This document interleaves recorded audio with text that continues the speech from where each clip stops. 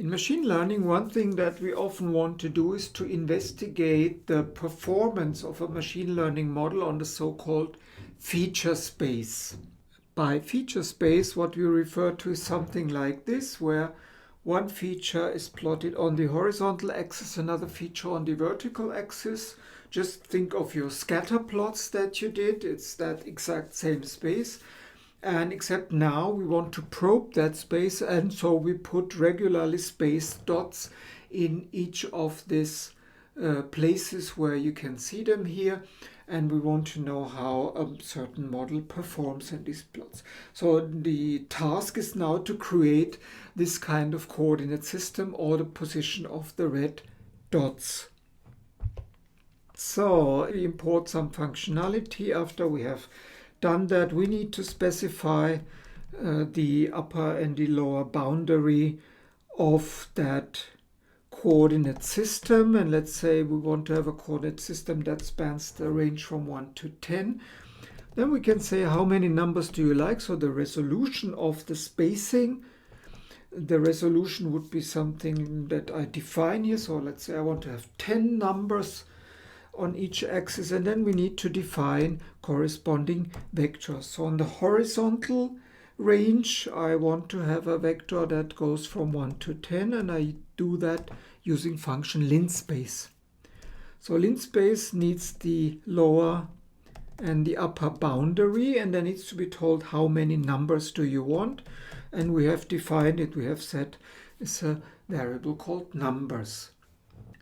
And in our special case, or for simplicity, we can define the vertical vector to be identical. So we just make it easy to do the same thing. And then we can see what they look like. So let's see vector x,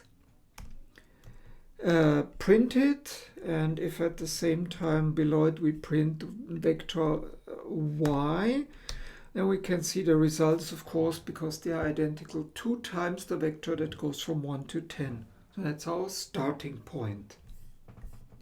To create that coordinate system of equally spaced dots in that feature space, we're going to use a function called Meshgrid. A Meshgrid, after you apply it, gives you 2 grids. One is called grid A and one I call grid B. And you get this from the function Meshgrid.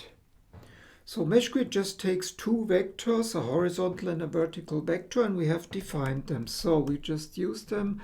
It's the vector x and the vector y, and that's all. So we get 2 grids, and let's just have a look at those grids. So I print grid A, and then maybe make a bit of a space in between, just an empty line, and I print grid B and see what we get. So the upper is grid A and the lower is grid B, and you can see they're very similar but just somehow rotated. So the first grid, grid A, has 10 equal rows. So all rows are identical, all are consisting of sequences that go from 1 to 10. In contrast, the grid B consists of 10 equal columns, so each of them from 1 to 10. So both are 10 by 10 and just differently organized. And this is what we need to create the coordinates of all points with that given spacing. So before we can have the coordinates, we need to flatten those grids out. So we need to have all those numbers in one long array, one-dimensional array. So we create grid A flat, and we get this by taking grid A and applying a function called revel, and that's it. That will just flatten out everything and give us a one-dimensional array in return. So then we do the same thing with the other grid, which was grid B. We create grid B flat from grid B. And of course now we need to have a look at what this what this all looks like, because we can't easily imagine without knowing. So grid A flat, let's see the shape first. Shape is 100, 100, and is the same for grid B, of course. So let's see the actual grid A. What does it look like? So it looks like there are 10 ones, followed by 10 twos, followed by 10 threes. We are now here as I talk, and so on up to the last 10 entries, which are 10 tens. So we have 100 entries, 10 times 1, 10 times 2, up to the last 10, which is the 100th element, or index 99. So similarly, that was grid B, and if I look at grid A, that's somehow similar in spirit, but in different order. Here we have numbers from 1 to 10, repeated numbers from 1 to 10, and so on, 10 times the numbers from 1 to 10.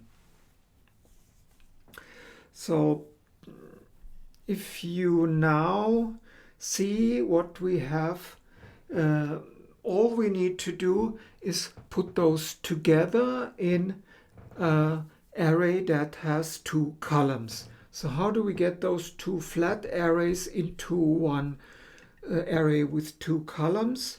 So the way to do it is to use that function which was C underscore, which is a very unique function. What it does is concatenate, so it brings 2 arrays together, 2 arrays of those type that we just created, like grid A flat and grid B flat, and it is one of the few functions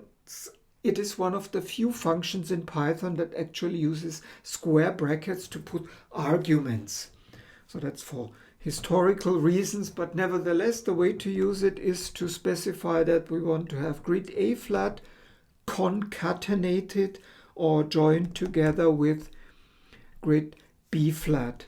And that's it. We assign it a name, say call it the XY space, or that's our feature space.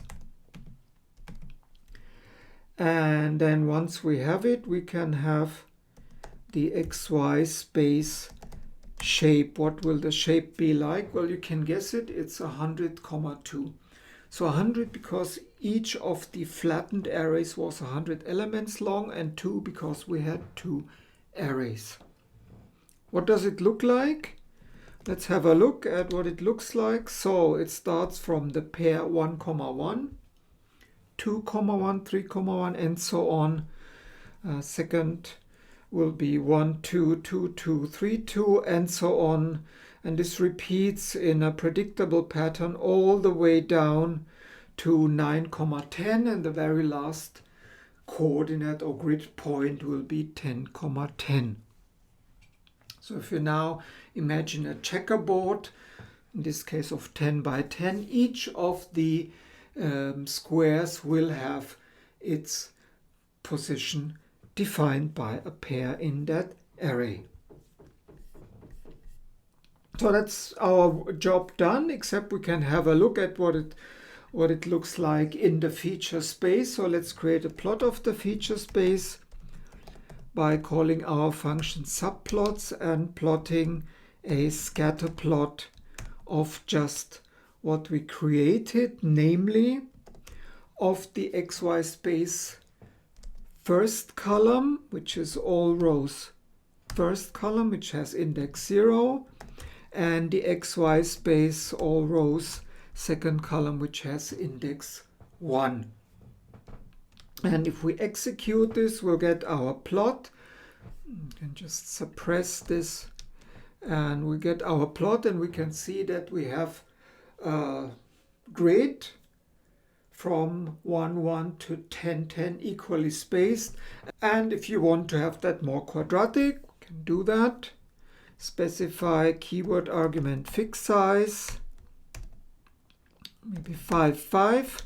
Then you have a regular grid of points, and of course the resolution depends on the variable that we called numbers. So if I just go back to the beginning and I say we want to have 100 numbers, then by just repeating the code and going all the way to the bottom, you can see we have now created a grid with such good resolution that it essentially covers the whole feature space.